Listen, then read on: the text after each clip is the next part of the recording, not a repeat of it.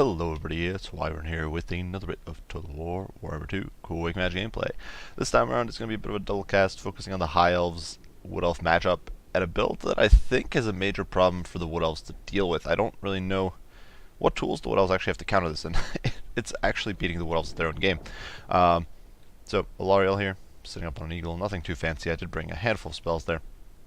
Tempest in case my opponent brought her Flyer Lord, Earthblood of course for the healing. She does actually have her Earthblood is actually, I do believe, a little bit cheaper. You can see it's down to 4 Winds of Magic there, which is pretty good, pretty insane. She does have Arcane Conduit, Stave of Avalorn, Star of Avalorn, Shield of Sapphire, Life Bloom, so the whole plethora of abilities, upgrade spells, that sort of stuff. I forgot to take out the Boon of Asia here, so this is basically useless in this build, but it does provide magic damage and immunity psychology. Personally, I don't think it's worth it. But either way, decent Lord, and we'll be providing healing and support for this comp. This comp is entirely focused on Shadow Warriors, who I think are a decent, actually competitive pick against the Wood Elves. You can see they have decent HP, well, decent enough melee stats to where they can trade blow for blow with Eternal Guard. They can trade OK with War Dancers with Azrai Spears. And of course, they've got very good range stats. Their range stats are comparable to, say, Deepwood Scouts. So I've got 6 units of Shadow Warriors. I've got the Grey in the center here. These guys are basically just Shadow Warriors on roids. They also do have Snipe. They've also got an ability here, the Loic Shroud, but really what we're bringing them here for is just to get an extra unit of Shadow Warriors on the field. Then out on the periphery, 2 units of Dragon Princes, one of which is the Fireborn, providing with some anti-large and AP, or not AP, heavy cavalry protection to defend against Wild Riders running me down, or Glade Guard or Glade Riders trying to run me down, that sort of stuff.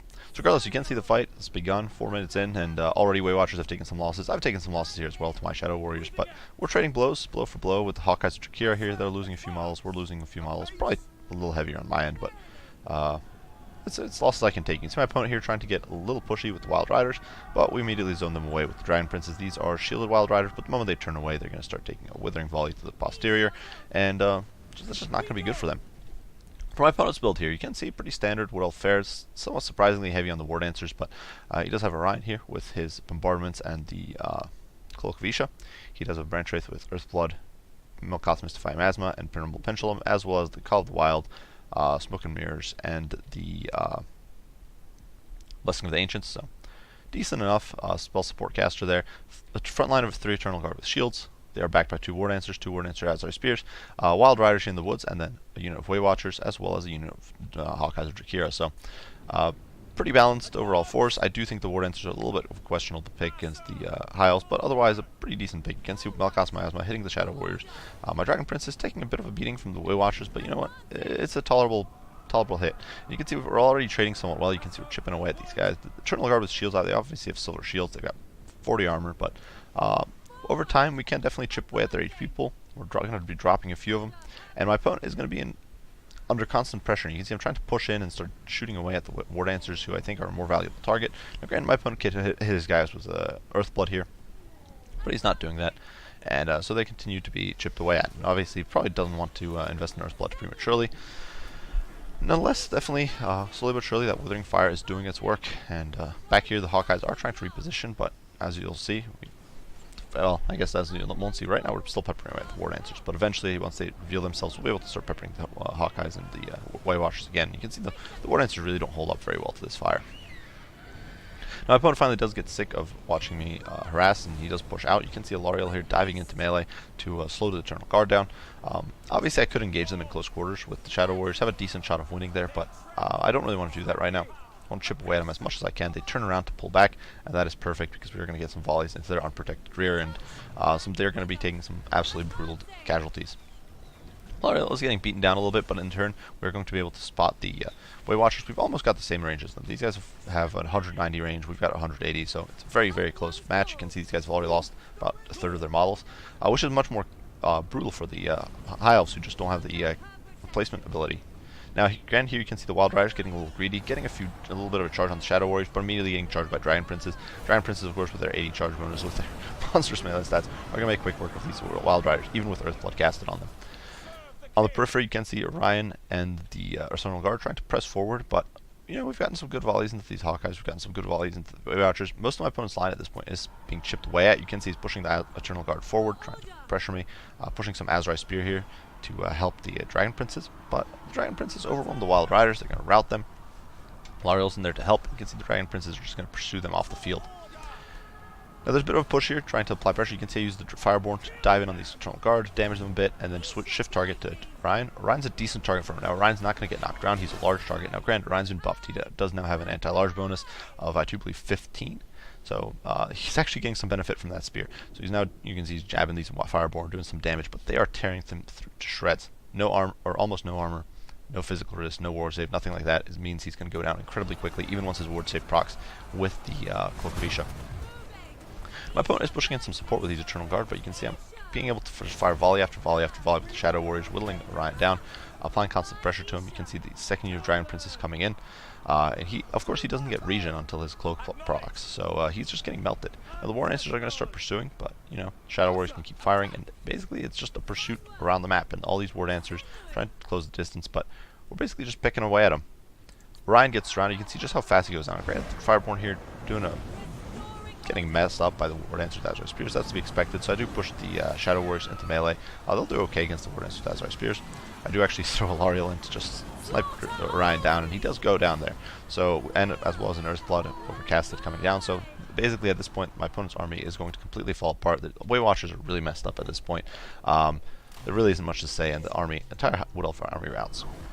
Now, this was the first matchup I wanted to show, and there's a second one with a similar build against a somewhat different composition from my opponent, and I do think there's some serious issues for the Wood Elves in dealing with this build. I'm not entirely sure what you can do with Wood Elves to bring a composition that can counter. Granted, it is a gimmicky build, but it is based on, much like, say, the Empire handgun build against Dwarves, which I actually think it might be getting obsoleted a little bit, because now we're seeing Slayer spam. But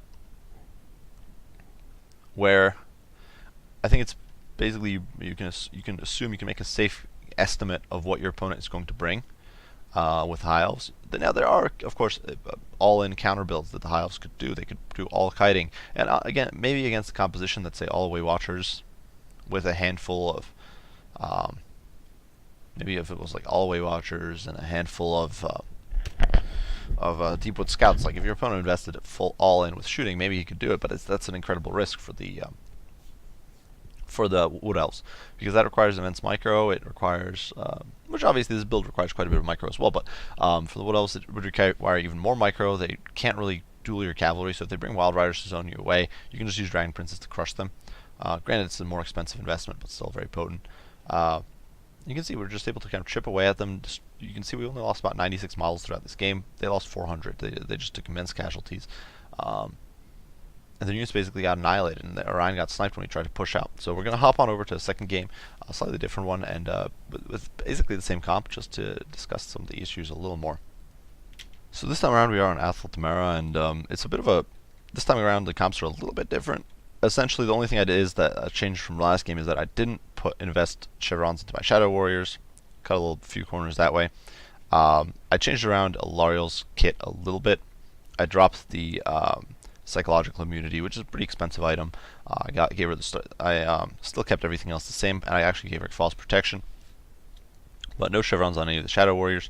And because of that, I was able to cram in a single unit of Illyrian Reavers, which is nice because it means that it gives me more cavalry coverage. Now, granted, Illyrian Reavers will get dumpstered by Wild Riders. My opponent has a unit of them hidden right here, but it's, these guys are decent. They can hold their own. They'll hold for a bit. They've got better melee defense than Wild Riders, and so they'll buy you some time that you can use to position other units in to help them, like these Dragon Princes, or gun them down with Shadow Warriors, units like that. For my opponent's composition, which is really what's changed here, you can see front line mixed with Eternal Guard with shields. You can see there's some Wild Riders in there. You can see more Eternal Guard with shields. Some Way Watchers, the Hawkeyes or Drakira. This seems to be a pretty common combo.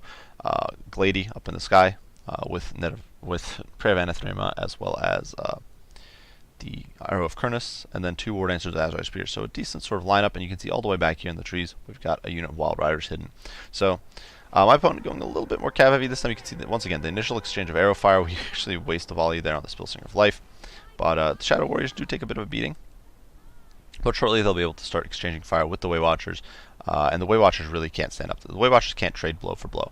Granted, if it was a 1v1, perhaps they could, but it's not. So even though the Shadow Warriors are going to get melted here, the Way Watchers are going to take nasty casualties, and they are a much more expensive investment than my Shadow Warriors. On the periphery, you can see the Wild Riders get torn into by Illyrian Reavers.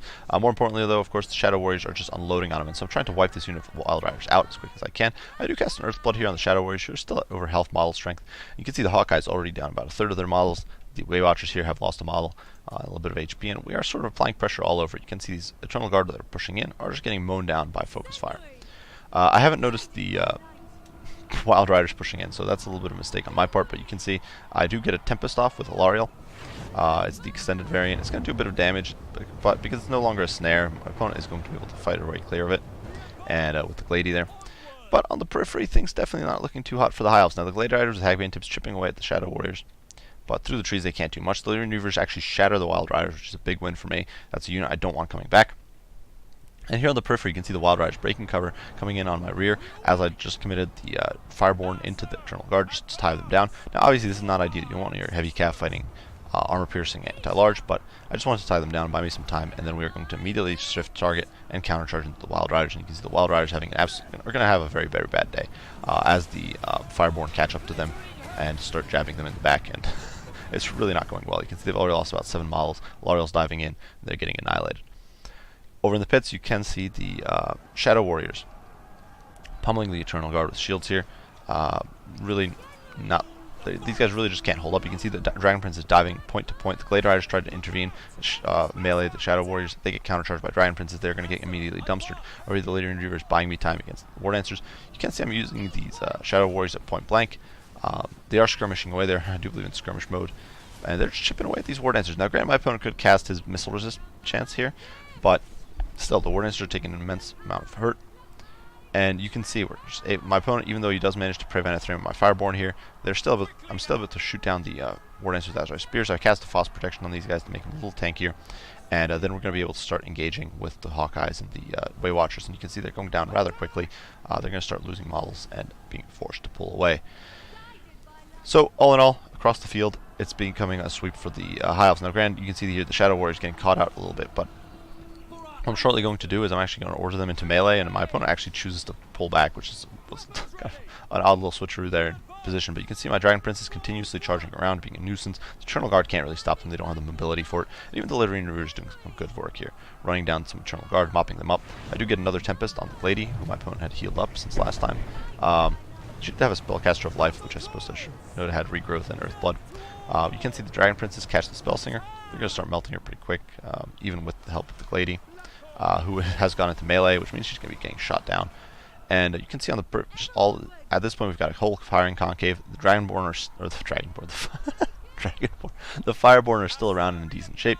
The Star of Avalorn is going down. My opponent is going to be able to beat off these Dragon Princes with the Eternal Guard, with the Azrai Spears and all that sort of stuff. But the damage is insane. I thought the Star of Avalorn was coming down from my opponent. It's from me. I can't even think clearly. But I did get my cav healed up a decent amount here. They're going to pull clear. And you can see I'm actually using Alariel to pursue my opponent's Glady off the field. And Alariel, of course, is kind of fast. You can see over here the Spellsinger is completely shattered. At this point, my opponent's army is just falling apart to that Withering Fire. And the game is over. So, the losses were heavy for some units. You can see Illyrian Reavers basically got wiped. The Dragon Princess took a nasty beating. Some of the Shadow Warriors took a little bit of a damage. So it's a handful of units that get focused pretty hard, because what else do you have tools to quickly focus units out? The problem is the rest of the force stayed healthy, and you can see the kill count here. Once again, it's a very similar situation. The last game we had 45 more models this time around because we had Illyrian Reavers. My opponent had a slightly different comp than my previous foe, so the lineup of models was a little bit different. But you can see this casualty is still over 400 in exchange for about 100. And once we reach this sort of end game point where the cav's all gone, my opponent's caster was gone. It was really just Eternal Guard and a handful of War Dancers with some Hawkeyes. At that point, the Shadow Warriors, even if all my Dragon Princes got wiped, my Shadow Warriors could win the day. And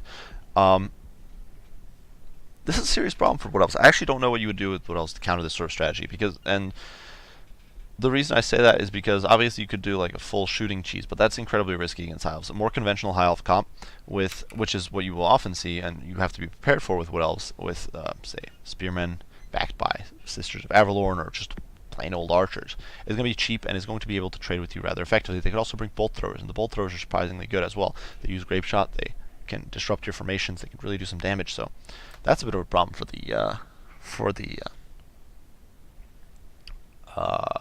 wood elves that they have to anticipate as well. So they can't really, you can't just build around one counter.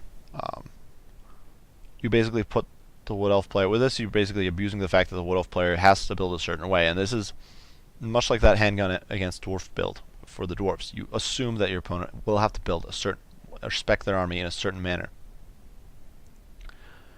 But I do believe it would be like it's a predicament, and the wood elf can't really. While they do have the options, much like an all slayer build against Empire can counter that handgun build, wood elves do have options to hard counter this sort of build, like this specific build, but they can't just do that because otherwise they're going to be losing to every other comp that you bring.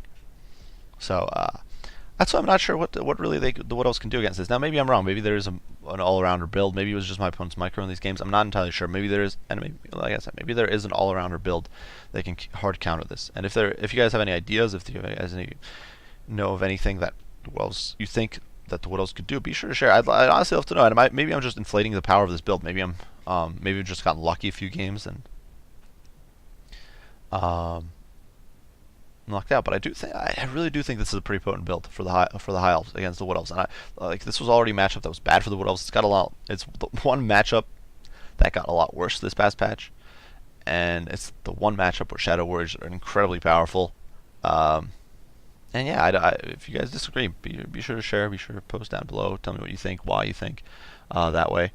I'd love to know. I'd honestly be interested in hearing from you guys whether or not you think I'm right or just flat out wrong. Talking about my rear here. Definitely good games for my opponents. I good effort. I didn't think the builds were bad. It's honestly not too far off. I think the Wild Rider usage, but this is honestly the Wild Riders were one of the only things that gave him a little bit of a chance here. But I do think the Wild Rider. I'm not a big fan of using Wild Riders against the High Elves because High Elves can dumpster you so efficiently with Heavy Cav. But other than that, I did think the builds were relatively competitive. The War Dancers on the first one were also a little iffy, but otherwise I did think the builds were relatively efficient. I didn't think they were particularly bad. So good games to my opponent. Yeah, I don't know what to say here, guys.